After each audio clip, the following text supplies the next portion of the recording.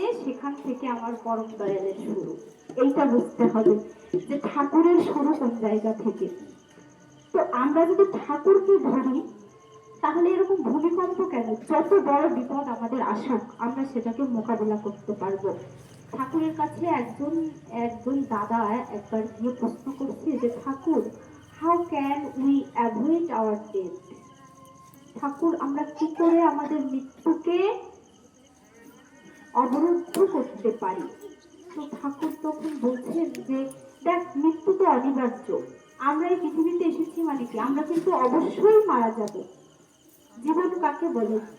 অনেক কবি সাহিত্যিকের অনেক বাণী আমি পড়ছি, শ্রেষ্ঠ বাণী মহান্তনী চিরন্তনীতে। তো সেখানে একজনের একটা বাণী আমার খুব পছন্দ হয়েছিল, যেখানে বলছে যে জীবন কাকে বলে? জীবন হচ্ছে মৃত্যুর কাছ থেকে ধার নেওয়া কিছুটা সময়, এটাকেই বলে জীবন। মানে আমার মৃত্যুটা কিন্তু অনিবার্য, আমি মৃত্যুর কাছ থেকে ধার করে নিয়েছি কিছুটাই, এটাই আমার জীবন। তো জীবনের মানেটাও বুঝতে হবে। জীবনের মানেটা বুঝি না বলেই তো এত সমস্যা। এই সব কিছুর শেষ যেখানে হয়ে যাবে সেখান থেকে আমার পরম দয়ালের শুরু। তো যে ঘটনাটা বলছিলাম, এক দাদা ঠাকুরের কাছে প্রশ্ন করছে যে Thakur, how can we avoid our death? আমরা কি করে মৃত্যুকে অবরুদ্ধ করতে পারি? তো ঠাকুর তখন বলছে, দেখ, মৃত্যু তো চিরন্তন, মৃত্যুকে অ্যাভয়েড করা যাবে না, কিন্তু মৃত্যুর দিনটাকে পিছিয়ে নেওয়া যেতে পারে। মানে অকাল মৃত্যুকে প্রতিরোধ করা যেতে পারে। আমাদের অকাল মৃত্যু, প্রিম্যাচিওর ডেথ বলে একটা কথা আছে। অকাল মৃত্যু, অকাল মৃত্যু আমরা কিন্তু চাই না। অসীম সরকারের একটা কবিগানে শুনেছিলাম, সেখানে বলছে যে জন্ম, কবিগান মানে তো আপনারা জানেন যে দুইটা বিষয় নিয়ে সেখানে লড়াই হয়। তো সেখানে জন্ম আর মৃত্যু নিয়ে একটা কবিগান হচ্ছে, একজন হচ্ছে জন্মের পক্ষে কথা বলছে আর একজন হচ্ছে মৃত্যুর পক্ষে কথা বলছে। তো সেখানে যে মৃত্যুর পক্ষে কথা বলছে সে মৃত্যুকেই এগিয়ে নিয়ে যাওয়ার চেষ্টা করছে, আর যে জন্মের পক্ষে কথা বলছে সেখানে সে বলছে যে জন্ম, জন্ম তো হয়েছে, তো মরতে হবে, তো মরবো, তো এরকম প্রিম্যাচিওর ডেথ কেন হয়?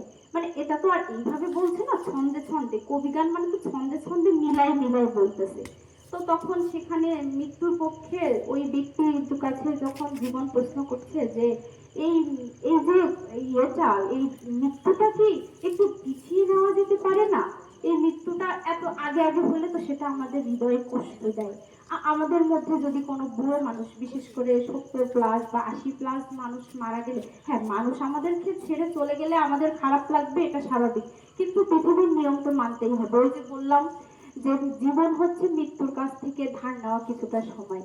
তো জীবন আমার চলেই যাবে, মৃত্যু আমার জন্য অনিবার্য। তো সেই জায়গা থেকে দেখা যায় যে কি হয়, আমরা যদি আমরা ভাবি যে একটা 30 বছরের ছেলে বা একটা 35 বছরের মেয়ে মারা গেছে, তখন আমাদের হৃদয়ে একটা অন্যরকম ভারের সৃষ্টি হয়। তো ঠাকুর এই ভারটাকে নামানোর জন্যই বলছেন যে নাম করার মাধ্যমে একমাত্র মৃত্যুকে অ্যাভয়েড করা যেতে পারে। একমাত্র নামই পারে আমাদের অকাল মৃত্যুকে পিছিয়ে নিয়ে যেতে। মানে আমাদের মৃত্যুর স্বার্থ গ্রহণ করতেই হবে। তো সঠিক সময়ে মৃত্যুটা হবে যদি আমরা নিয়মিত নাম করি। তাহলে এত বড় এই যে ভূমিকম্প হলো, পরম দয়াল রক্ষা করছেন বলেই তো আমরা রক্ষা পেয়েছি।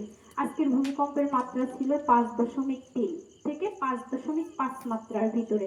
এটা বাংলাদেশের ইতিহাসে অনেক বড় ভূমিকম্প, কারণ আমাদের দেশে, আমরা তো গরিব দেশ বলেই পরিচিত বিশ্বের কাছে, যদিও উন্নয়নশীল বলা হয়, কিন্তু অতটা উন্নয়নশীল আমরা এখনো হতে পারি নাই। তো আমাদের দেশের যে বিল্ডিং গুলো আমরা করছি, আমাদের ছাদের ঘর বাড়ি, এতে কিন্তু ভূমিকম্পের জন্য প্রতিরোধী যে ব্যবস্থা সমূহ এগুলো কিন্তু গ্রহণ করা নাই। তো সে জায়গা থেকে দেখতে গেলে ছাদের উপরে গেলে হচ্ছে বিল্ডিং ভেঙে পড়ার সম্ভাবনা বেশি থাকে। এমনকি বিল্ডিং সব ভেঙে পড়ে যাইতেও পারে, কিন্তু আমাদের দেশের বিল্ডিং গুলো যেমন ভাবে গঠিত, বিশেষ করে ঢাকায় যে অপরিকল্পিত বিল্ডিং গুলো গঠন করা হয়েছে, তো সে জায়গা থেকে দেখতে গেলে এখানে যে 5.3 থেকে যে 5.5 মাত্রার মধ্যে হয়েছে না ভূমিকম্পটা, এটা যদি 6-এর কাছাকাছি চলে যায়, একবার দেশে কিচ্ছু থাকবে না, একদম সব স্তূপ হয়ে যাবে।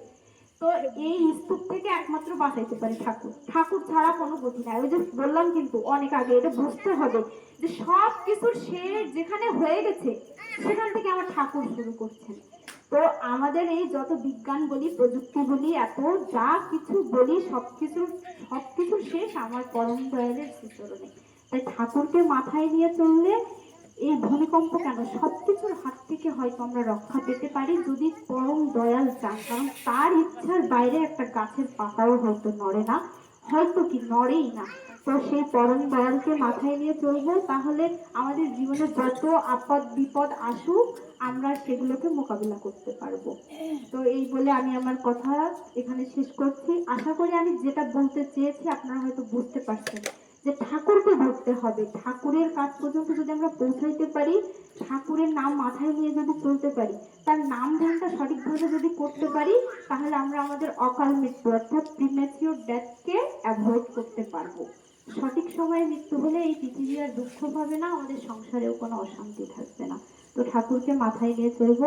আমি আমার ঠাকুরকে হৃদয়ে ধারণ করে আমার কথা এখানে শেষ করছি। আমি কিছু ভুল করলে আপনারা ক্ষমা সুন্দর দৃষ্টিতে দেখবেন।